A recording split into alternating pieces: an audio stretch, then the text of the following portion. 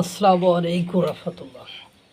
ভারতের ভয় দেখায় পাকিস্তানের থেকে সাবমেরিন এসে ভারতকে আক্রমণ করবে, এই ভয় দেখায়।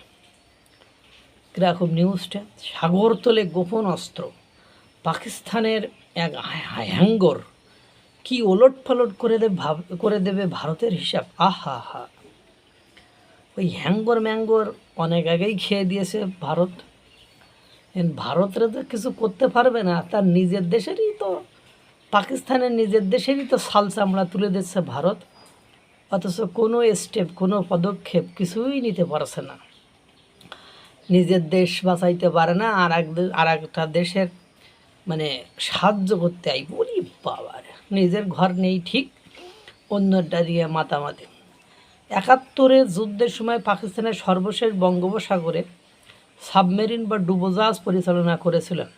যুদ্ধে তাদের সাবমেরিনটি ধ্বংস হয়ে যায়। তো বাংলাদেশ ধ্বংস করেছিল ওটা, ওই সাবমেরিন বাংলাদেশ ধ্বংস করেছিল, ওই সাবমেরিন তৎকালীন ভারতই ধ্বংস করেছিল। এবং তখন দেখেন, তখনকার সময়ে ভারত কত নম্বর পজিশনে ছিল, তাই যদি পাকিস্তানের সাবমেরিন ধ্বংস করে দিতে পারে, এখন তো ভারতের কাছাকাছিও নেই পাকিস্তান, শুধু ওই নামমাত্র পারমাণবিক শক্তিদার ওইটুকুই, তাছাড়া বাকি এইসব ব্রহ্মস মেরে দিব, একেবারে উড়া যাইব। এর আগে কত সাবমেরিন ব্যবস্থা করে রাখছে, যুদ্ধে তাদের সাবমেরিনটি ধ্বংস হয়ে যায়। এরপর শতাব্দীর বেশি সময় ধরে কৌশলগতভাবে গুরুত্বপূর্ণ জলসীমায় আবার প্রবেশের কোনো সামর্থ্য দক্ষিণ এশিয়ার দেশটি ছিল না। মানে পাকিস্তানের শতক, মানে 50 বছর ধরে কোনো সামর্থ্য ছিল না। তবে কয়েক সপ্তাহ আগে সেই পরিস্থিতি বদলে গিয়েছে, ঘোড়ার ডিম গিয়েছে। গত মাসে চীন থেকে একটি নতুন অ্যাটাক সাবমেরিন, মানে আক্রমণকারী ডুবোজাহাজ দেশে নিয়ে এসেছে পাকিস্তান। তা আবার পাকিস্তান চীনের কাছ থেকে ধারবার করে নিয়ে আসছে।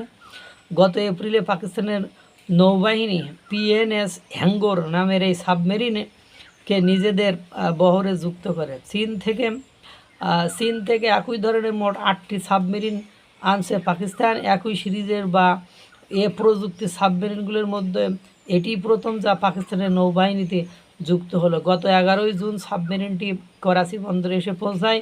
সেই সময় ঢাকঢোল পিটিয়ে এবং ট্রাম্পেট বাজিয়ে এটিকে স্বাগত জানানো হয়।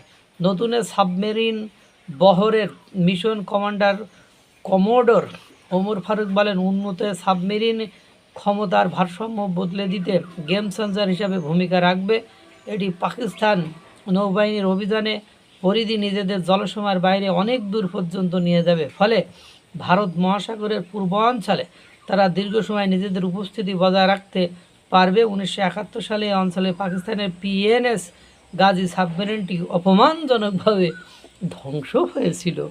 আর এখন আবার এই শতাব্দী, মানে 50 বছর পরে আবার নিয়ে এসেছে, আবারও ভারতের সাথে তেড়ামি করলে ধ্বংস হবে। বিশেষজ্ঞরা ভারতকে সতর্ক করে বলেছেন, ঘোড়ার ডিমের বিশেষজ্ঞ মানে বিশেষভাবে মূর্খ আর কি।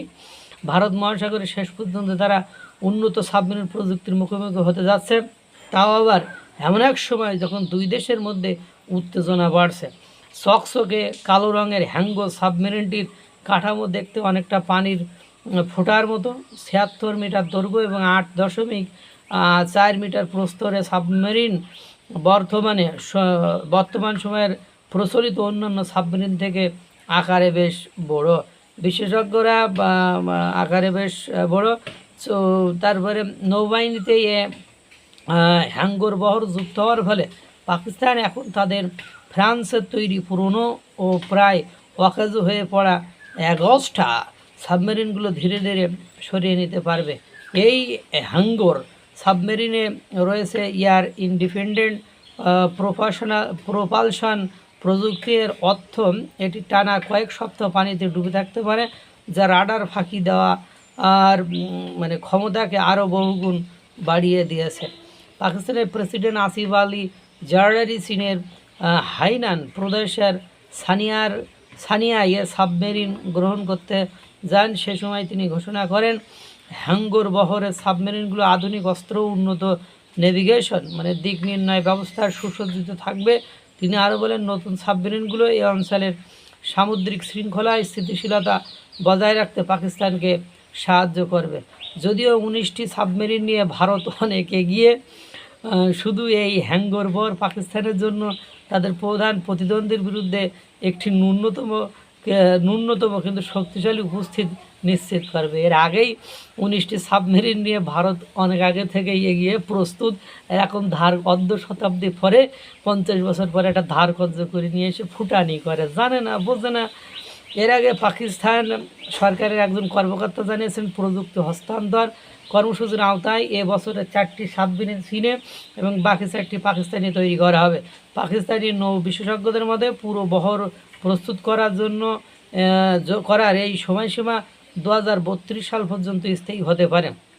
এরপরে চীন এর আগে এ সংক্রান্ত চুক্তিকে দুই মিত্র দেশের মধ্যে স্বাভাবিক সামরিক সরঞ্জাম সহযোগিতা হিসেবে উল্লেখ করে বিষয়টি হালকা করার চেষ্টা করেছিল। তবে বিশেষজ্ঞরা ভারতকে সতর্ক করে বলেছিল, ভারত মহাসাগরের শেষ পর্যন্ত তারা উন্নত সামরিক প্রযুক্তির মুখোমুখি হতে যাচ্ছে, তাও আবার এমন এক সময় যখন দুই দেশের মধ্যে উত্তেজনা বাড়ছে। গত বছর দুই প্রতিদ্বন্দ্বী সর্বাত্মক যুদ্ধের দ্বার প্রান্তে চলে গিয়েছিল। সে সময় ভারতের পেহেলগামে এক হামলার জেরে দেশটি সীমান্ত পেরিয়ে পাকিস্তানে হামলা চালায়। পরে পাকিস্তান আর নাজেহাল অবস্থা হলে তো আপনারা জানেন, আপনার ডোনাল্ড ট্রাম্পের হাত পা ধরে যাতে যুদ্ধটা বন্ধ হয়ে যায় সেই দিকে যায়। এ হলো অবস্থা। ওসব সাবমেরিন মানে এসব কোনো কিছু নয়। এর আগেই 19টি নিয়ে প্রস্তুত, একটা সাবমেরিনের ভয় দেখায় কোনো লাভ নেই।